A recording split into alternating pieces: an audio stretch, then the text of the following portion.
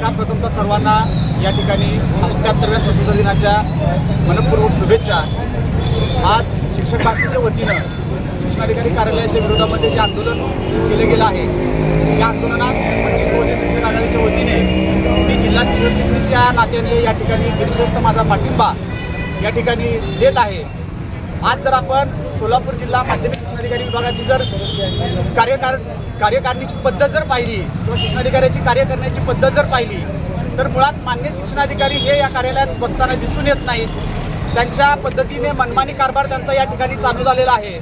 या ज्या मागण्या आहेत, चालू शिक्षणाधिकाऱ्यांनी जी माहिती मागवलेली माहिती अधिकारामध्ये आहे ती डावलण्याचं काहीच कारण नाही. याचा अर्थ असा दिसून येतो की जे गेलेले अधिकारी आहेत ते गेलेले अधिकारी आणि सध्या बसलेले अधिकारी यांचं काहीतरी साटोलोट असल्यामुळे ते अधिकारी माहिती दडवण्याचा प्रयत्न करत आहेत हे यावरून स्पष्ट दिसून येते.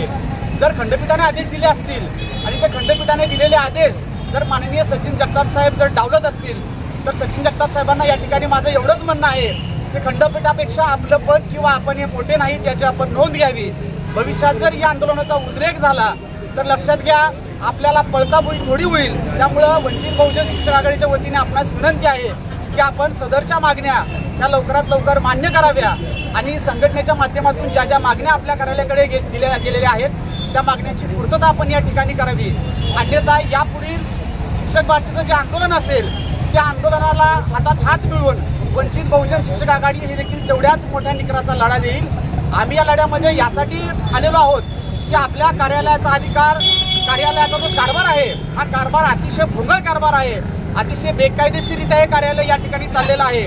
आयुक्तालयात जर सोलापूरचं नाव काढलं किंवा संचालक कार्यालयात जर सोलापूरचं नाव काढलं तर या कार्यालयाची खूप मोठी बदनामी आजवर या ठिकाणी पदस्थापित झालेल्या अधिकाऱ्यांमुळे झालेली आहे.